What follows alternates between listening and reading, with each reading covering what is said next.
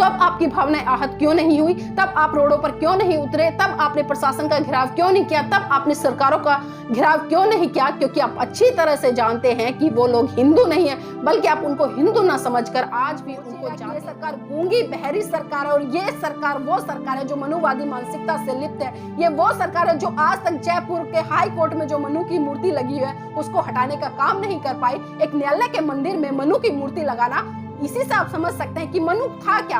आज जिस व्यवस्था को स्थापित करे, जिस व्यवस्था के अनुसार देश को चला रहे, जिस व्यवस्था के अनुसार ये जाति विशेष वर्ग पर एक अत्याचार शोषण कर रहे हैं, साथियों ये उसी मनु की देन है जिस मनु की मूर्ति आज भी जयपुर के हाई कोर्ट में लगी हुई है। जब तक आप सत्ता पर काबिज नहीं होंगे, आपकी सरकार नहीं होगी, आपके चुने हुए लोग नहीं होंगे, तब तक साथियों लगातार इसी तरह से इंद्र मेघवाल जैसे, जितेंद्र मेघवाल जैसे, मनीषा वाल्मीकि जैसे और भी न जाने कितने समाज के बहन बेटे या समाज की योग्यताओं को कुचलने का काम किया जाएगा। जिस तरह से आपने रातों रात नोटबंदी कर दी थी, उसी तरह से एक बयान और पारित कर दिया कि आज के बाद देश में जाति व्यवस्था बिल्कुल खत्म है। आज से अगर कोई भी व्यक्ति जातिवाद को बढ़ावा देने का काम करता है या जाति के आधार पर एक दूसरे के साथ में भेदभाव करता है या जाति के आधार पर अपने आप को प्रस्तुत करता है, तो उसको करोड़ों रुपए का जुर्माना और कई साल की सजा। इस तरह से जितेंद्र मेघवाल की घटना घटी, आप लोगों ने रात दिन प्रोटेस्ट किया, सड़कों पर उतरे, अपनी आवाज को बुलंद किया, लाठियां भी खाई, लेकिन उसके बाद क्या?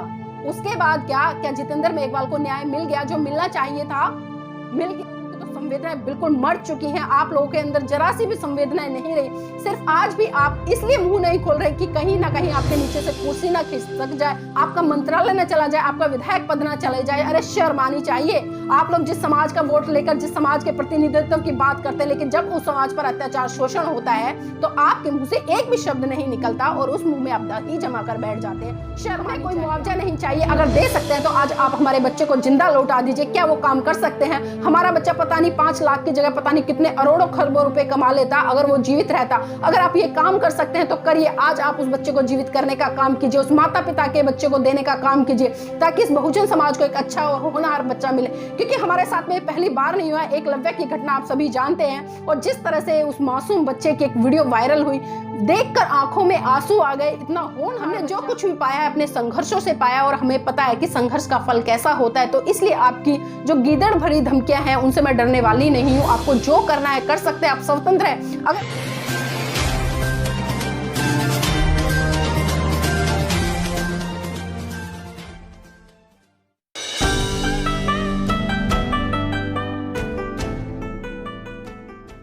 नमस्कार, आप देख रहे हैं एनबी न्यूज 24x7 नीलम बोध के साथ। साथियों, जिस तरह से लगातार देश में अत्याचार शोषण हो रहे हैं, कहीं ना कहीं बहुत बड़ा सवाल खड़े कर रहे हैं। आखिर ये अत्याचार शोषण क्यों हो रहे हैं? और जिस तरह से जालोर की घटना ने लोगों के मन मस्तिष्क पे इतने गहरे घाव छोड़ दिए हैं कि वो घाव सूखने का नाम ही नहीं ले रहे हैं। साथियों, इस तरह की विभत्स घटना आखिर किस मंशा से ये लोग कर डालते हैं? इनको जरा सी भी पीड़ा नहीं होती कि मात्र 9 साल के बच्चे को इसलिए मार दिया जाता है कि वो उनके घड़े को छू लेता है। और इस तरह की कुंठित जातिवादी मानसिकता के लोग अपने आप को अध्यापक कहने पर गर्व करते हैं। तो शर्म आनी चाहिए ऐसे अध्यापकों को। और साथ ही पहली घटना नहीं, अगर भारत देश का आप आकलन करेंगे और सर्वे निकालेंगे तो कम से कम मैं कहूंगी कि 75% स्कूलों में आज भी दलित बच्चों के साथ में जातीय भेदभाव के कारण उन्हें पानी से वंचित किया जाता है। उनकी अलग ड्रेसें होती हैं, उनको खाना अलग बर्तनों में दिया जाता है या उनके घर से बर्तन मंगाए जाते हैं। और कुछ लोग तो दलित महिलाओं के द्वारा जो कर्मचारी होती है उनके द्वारा बनाए हुए खाने को भी खाने से मना कर सकते हैं। तो किस तरह की हम आजादी की बात कर रहे हैं या किस तरह से आज हम समानता स्थापित करने की बात कर रहे हैं? साथियों, बहुत बड़ा सवाल है, जरा इस पर गौर कीजिएगा। और जिस तरह से साथियों जालोर की घटना घटी, जालोर की घटना के बाद ही साथियों एक नया प्रकरण निकल कर मामला है उर्वा ब्लॉक के प्राथमिक विद्यालय ओन्नौर का। साथियों, इसमें अंकित बच्चा है, दूसरी कक्षा का छात्र है। अब पता नहीं कि अध्यापक ने उसको 2-4 थप्पड़ लगाए और फिर उसके बाद लगातार उसकी पिटाई करती रही। और जब अध्यापक अपना आपा खो बैठी तो उसने उस अंकित नाम के बच्चे के मुंह में डंडा दे दिया, जिससे कि उसके यहां पर काफी जख्म हो गया और बुरी तरह से वो जख्मी हो गया है। जो अध्यापिका है उसका नाम है रोशनी मिश्रा। साथियों, मैं इसलिए आप लोग समझ सके कि ये लोग किस मानसिकता के हैं, किस धर्म को फॉलो करने वाले हैं और किस धर्म को बढ़ावा देने वाले लोग हैं। क्या धर्म इनको यही सिखाता है कि आप पर्टिकुलर किसी विशेष जाति के बच्चे को टारगेट करते हुए उस पर अत्याचार शोषण करें, उसके साथ भेदभाव करें? क्या जब आप शिक्षक बनते हैं तो क्या आपको ये सिखाया जाता है कि जब आप शिक्षक बनकर जाएंगे और जब बच्चों को पढ़ाएंगे तो आप जाति के आधार पर उनके साथ में भेदभाव करेंगे। साथियों, अगर इस तरह के आंकड़े उठाकर देखें, आप निम्न विद्यालयों से लेकर अगर मैं बड़े बड़े विश्वविद्यालयों की भी बात करूं तो उसमें भी जातिवाद इतनी बुरी तरह से पनप रहा है कि जाति के आधार पर बच्चों को फेल किया जाता है, जाति के आधार पर बच्चों को कम मार्क्स दिए जाते हैं, जाति के आधार पर बच्चों को अपने मन माने तरीके से पीटा जाता है। और इतना ही नहीं साथियों, उनकी जान तक लेने का काम किया जाता है। तो शिक्षा के मंदिर में आज किस तरह की चीजें पनप रही हैं, इससे आप भली भांति आकलन कर सकते हैं कि आखिर इस देश में चल क्या रहा है। और तथाकथित कुछ लोग जिनकी भावनाएं बहुत जल्दी आहत हो जाती है, आखिर कहां मर गए वो सारे हिंदू? क्या उनको एक बार भी ख्याल नहीं आया कि जालोर की जो घटना घटी है वो बच्चा भी तो आपके हिंदू धर्म से ही आता था? और जिस तरह से पिछले दिनों आप सबने देखा कि जिस तरह से जितेंद्र मेघवाल के साथ में इतनी बेरहमीता से उसकी हत्या कर दी गई, वो भी आपके हिंदू धर्म से ही आता था। तो अब आपकी भावनाएं आहत क्यों नहीं हुई? तब आप रोडों पर क्यों नहीं उतरे? तब आपने प्रशासन का घेराव क्यों नहीं किया? तब आपने सरकारों का घेराव क्यों नहीं किया? क्योंकि आप अच्छी तरह से जानते हैं कि वो लोग हिंदू नहीं है, बल्कि आप उनको हिंदू ना समझकर आज भी उनको जाति, धर्म और दलित के आधार पर संज्ञान में लेते हुए ही इस तरह के कर्मकांडों को अंजाम देते हैं। लेकिन शर्म आनी चाहिए। और खासकर मैं कहूंगी, आप लोगों को धर्म का मतलब नहीं पता है। आप लोग लगातार जय श्री राम के नारे लगाकर इस देश में सांप्रदायिकता को बढ़ावा देने का काम कर। और साथियों, लगातार दिन में भी मेरे पास में बहुत लोगों की कॉल आती है और मैं कई बार तो ऐसे लोगों से पाला पड़ता है जो कि अपने आप को जय श्री राम का भक्त कहते हैं या अपने आप को हिंदू धर्म का रक्षक कहते हैं, अपने आप को सनातनी कहते हैं, लेकिन जब आप उनकी भाषा शैली सुनोगे तो आपकी भी आंखें शर्म से झुक जाएंगी इस तरह के शब्दों। लेकिन मैं उन लोगों के लिए भी मैत्री मंगल कामनाएं करती हूं, क्योंकि मुझे पता है वो लोग अभी भटकाव में हैं, वो लोग अच्छी तरह से जानते नहीं कि आखिर वो क्या कर रहे हैं, क्या नहीं कर रहे। क्योंकि जिस चश्मे को लगाकर वो मुझसे बात करते हैं, अभद्र भाषा का इस्तेमाल करते हैं, मुझे जान से मारने की धमकी देते हैं, मैं जानती हूँ ये सिर्फ और सिर्फ वो अपने लिए नहीं बल्कि उन सत्ताधारी लोगों या उन संगठनों के लिए करते हैं जिनके रहमो करम पर उनको 2 वक्त की रोटी नसीब हो रही है। तो साथियों, इस तरह के लोगों से भी हमें बचने की बहुत जरूरत है, क्योंकि लगातार इस तरह के लोग हमारे मनोबल को तोड़ने का काम करते हैं। लेकिन हम भी बाबा साहब के सच्चे अनुयायी, हमने जो कुछ भी पाया है अपने संघर्षों से पाया और हमें पता है कि संघर्ष का फल कैसा होता है। तो इसलिए आपकी जो गीदड़ भरी धमकियां हैं उनसे मैं डरने वाली नहीं हूं। आपको जो करना है कर सकते हैं, आप स्वतंत्र हैं। अगर आप मेरी बात से किसी भी तरह से सहमत नहीं है, पहली बात तो मैं ये नहीं कहती कि आप मेरी बात को मान लीजिए। अगर आपको लगता है कि मेरी बात सही है तभी आप उसको फॉलो करें, अन्यथा आप छोड़ दें।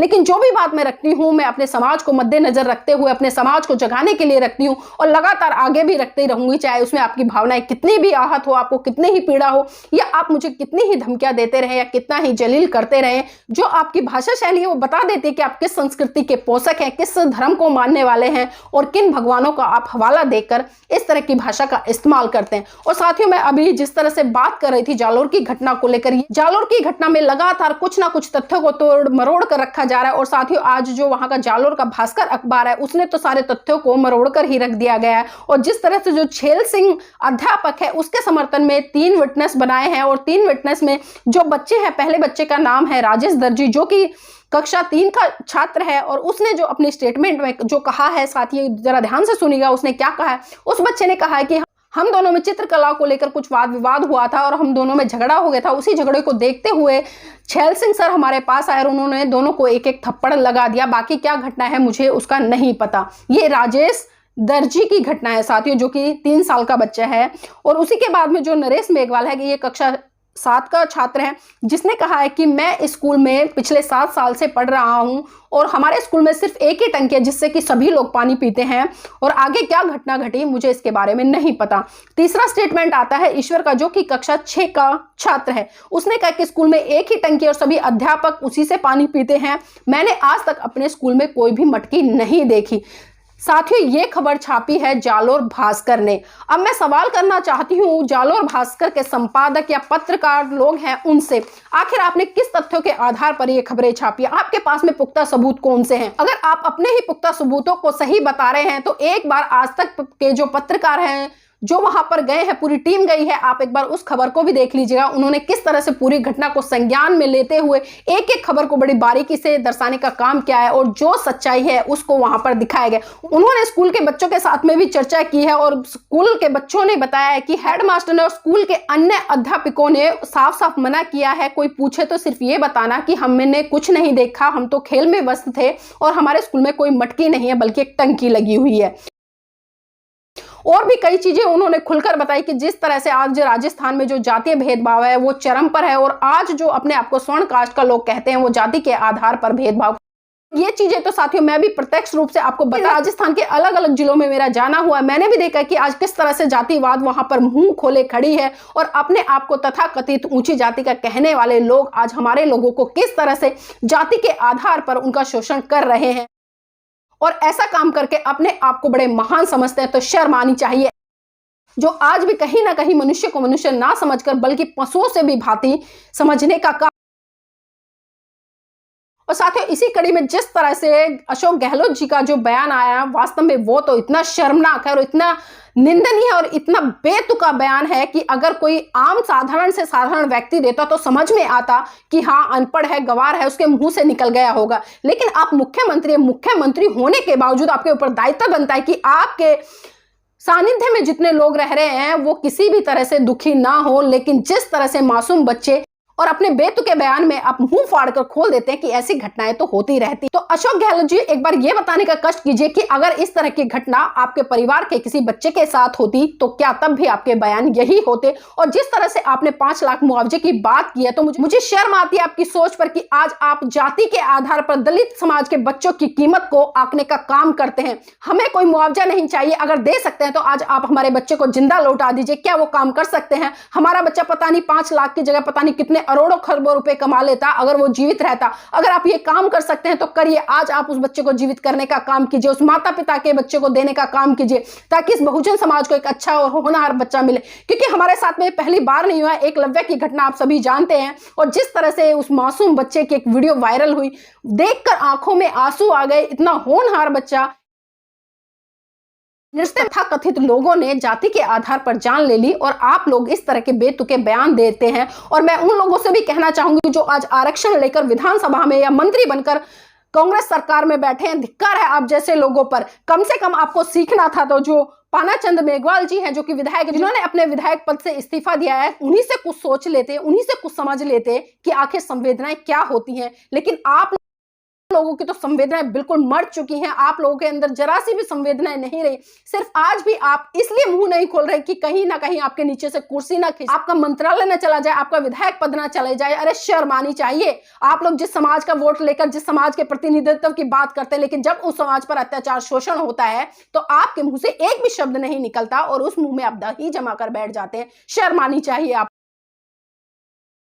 और इतना ही नहीं साथियों, मैं इस देश के माननीय प्रधानमंत्री से भी कहना चाहूंगी, जो लगातार सबका साथ सबका विकास की बात करते, कहां गए उनके सारे संगठन, कहां गए सारे प्रवक्ता जो आज टीवी पर बैठकर डिबेट क्यों नहीं कर रहे हैं? क्योंकि शर्म आनी चाहिए उन गोदी मीडिया को भी, उन प्रवक्ताओं को भी। जिस तरह से 15 अगस्त में आपने भाषण दिया, आपके भाषण खत्म होने के बाद आपके कपड़ों की तारीफ कर रहे हैं, आपकी पगड़ी की तारीफ कर रहे हैं कि आज मोदी जी इतने सुंदर लग रहे थे, इतने अच्छे लग रहे थे। और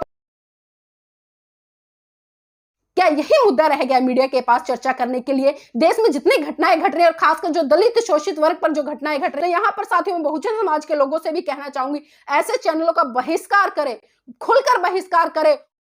और मैं गारंटी से कहती हूं, जिस दिन एक दिन आपने इनके चैनल को नहीं देखा तो ये धरातल पर आ जाएंगे। लेकिन आप लोग भी, क्योंकि आप लोग भी तभी जागते हैं। जिस तरह से जितेंद्र मेघवाल की घटना घटी, आप लोगों ने रात दिन प्रोटेस्ट किया, सड़कों पर उतरे, अपनी आवाज को बुलंद किया, लाठियां भी खाई। लेकिन उसके बाद क्या? क्या जितेंद्र मेघवाल को न्याय मिल गया? जो मिलना चाहिए था मिल गया। उसके बाद में अभी जो प्रकरण निकलकर आया है इंद्र मेघवाल का, इसके लिए भी हम उम्मीदें लगाकर बैठे हैं कि सरकार हमें न्याय देगी। लेकिन आप सोचिएगा कि ये सरकार गूंगी बहरी सरकार है, और ये सरकार वो सरकार है जो मनुवादी मानसिकता से लिप्त है। ये वो सरकार है जो आज तक जयपुर के हाई कोर्ट में जो मनु की मूर्ति लगी है उसको हटाने का काम नहीं कर पाई। एक न्यायालय के मंदिर में मनु की मूर्ति लगाना, इसी से आप समझ सकते हैं कि मनु था क्या। आज जिस व्यवस्था को स्थापित करे, जिस व्यवस्था के अनुसार देश को चला रहे, जिस व्यवस्था के अनुसार ये जाति विशेष वर्ग पर एक अत्याचार शोषण कर रहे हैं, साथियों ये उसी मनु की देन है जिस मनु की मूर्ति आज भी जयपुर के हाई कोर्ट में लगी हुई है।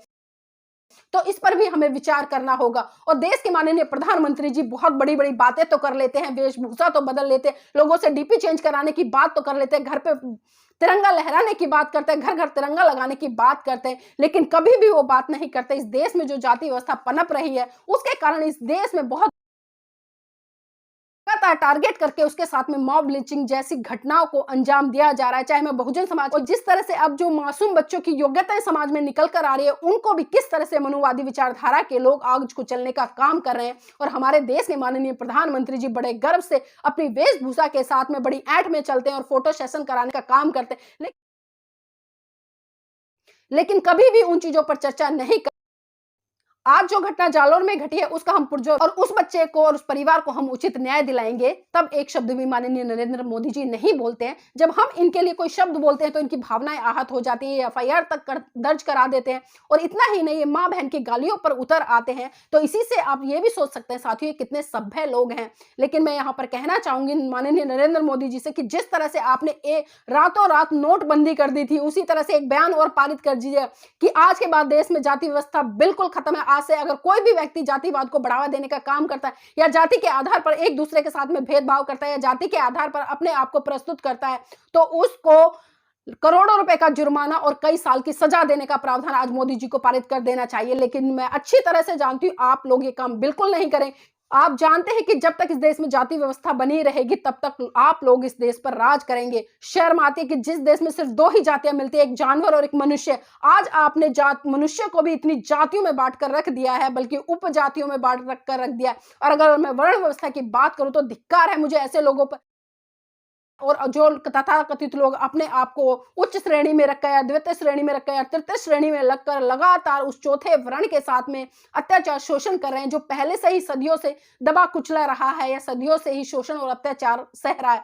हमने 75वां वर्ष आजादी का मनाया, किस लिए मनाया? हमें अंग्रेजों से आजादी तो मिल गई थी, लेकिन भारत में ही रहने वाले तथाकथित हिंदू धर्म के लोग या जो अपने आप को ब्राह्मणवादी मानसिकता के लोग कहते हैं, वो आज भी कहीं ना कहीं आजादी के 75 साल के बाद भी जिस तरह से आजादी से पहले एक विशेष वर्ग पर अत्याचार शोषण हो रहा था, आज भी वो अत्याचार शोषण साथियों बरकरार है। तो यहाँ पर मैं बहुजन समाज के लोगों से भी अपील करूंगी, साथियों अपनी ताकत को समझो, अपनी ताकत को समझो, संगठित हो जाओ, संघर्ष करो, क्योंकि संघर्ष हम लगातार सदियों से करते आए हैं। ये कोई नई बात नहीं है, आज पहला संघर्ष नहीं हो रहा है। संघर्ष हमने बहुत बड़े स्तर पर किया। मनीषा वाल्मीकि के केस में भी हमने संघर्ष किया, हाथरस कांड में भी हमने संघर्ष किया, भगाना कांड में भी हमने संघर्ष किया, उन्नाव की बेटी के साथ जब घटना घटी, जितेंद्र मेघवाल के साथ जब घटना घटी, तब भी हमने संघर्ष किया। और लगातार तब से लेकर आज तक हम संघर्ष कर रहे हैं और करते रहेंगे। लेकिन इस संघर्ष की ताकत को समझिए साथियों, अपना संघर्ष सही दिशा में कीजिए और संगठित होकर साथियों अपनी सरकार बनाने का काम कीजिए। क्योंकि जब तक आप सत्ता पर काबिज नहीं होंगे, आपकी सरकार नहीं होंगी, आपके चुने हुए लोग नहीं होंगे, तब तक साथियों लगातार इसी तरह से इंद्र मेघवाल जैसे, जितेंद्र मेघवाल जैसे, मनीषा वाल्मीकि जैसे और भी न जाने कितने समाज के बहन बेटे या समाज की योग्यताओं को कुचलने का काम किया जाएगा। और मैं फिर से एक बार साथियों, जो गहलोत सरकार है उससे उम्मीद कर उस घटना को संज्ञान में लेते हुए उस परिवार को उचित न्याय देने का काम करेंगे। क्योंकि आज आप उनके बेटे को नहीं लौटा सकते, आप उस प्रतिभा को नहीं लौटा सकते, आप उन सपनों को नहीं लौटा सकते जो उस माँ बाप ने देखे थे। लेकिन मैं उम्मीद करती हूँ कि भविष्य में होने वाली इस तरह की घटनाओं को रोकने के लिए आपको कहीं ना कहीं प्रशासनिक रूप से भी एक अनुशासित तरीके से, एक सभ्य तरीके से उसको संचालित करना होगा। क्योंकि ये आपका दायित्व बनता है। आप वहां पर सत्ता में है, आप वहां के मुखिया हैं, तो ये आपका दायित्व बनता है कि एक सभ्य व नैतिक समाज का निर्माण कैसे किया जाए ताकि इस तरह की घटनाओं को रोकने में बहुत बड़े स्तर पर सफलता मिल सके। और मैं फिर से सलाम करना चाहूंगी उन लोगों को जो लगातार इस आंदोलन को मजबूती देने का काम कर रहे हैं किसी भी माध्यम से। और मैं उन लोगों को भी कहना चाहूंगी जो कहीं ना कहीं धर्म जाति का चश्मा लगाकर अपने घरों में आराम से बैठे हैं। तो साथियों, इंद्र मेघवाल किसी धर्म जाति का बेटा नहीं था, बल्कि वो इस देश का बेटा था। और देश के बेटे होने के नाते भारत के प्रत्येक व्यक्ति का ये नैतिक दायित्व बनता है कि उसके लिए आंदोलन करे, उसके न्याय के लिए आवाज उठाए। क्योंकि जो घटना आज इंद्र मेघवाल के परिवार के साथ घटी है, इंद्र मेघवाल के साथ घटी है, ऐसा ना हो कि जातिवाद की खाई इतनी गहरी हो जाए कि आज जिस समाज पर आप अत्याचार शोषण कर रहे हो वो भी कहीं आपके घर के बच्चों के साथ में इस तरह की घटनाओं को अंजाम दे दे। तो सोचना आपको है साथियों, क्योंकि जब तक आप एक साथ हाथ से हाथ मिलाकर नहीं बढ़ेंगे तब तक इस देश में भाईचारा स्थापित नहीं हो सकता। और मैं सरकारों से भी कहना चाहूंगी कि अपनी राजनीति को चमकाना बंद करें, अपनी इंसानियत का परिचय देते हुए जिस उद्देश्य के लिए आपको, जो उद्देश्य को भलीभूत स्थापित करने का काम करें और लोगों के हितों के लिए काम करें, ना कि धर्म जाति क्षेत्र भाषा के नाम पर लोगों को बांटने का काम करें।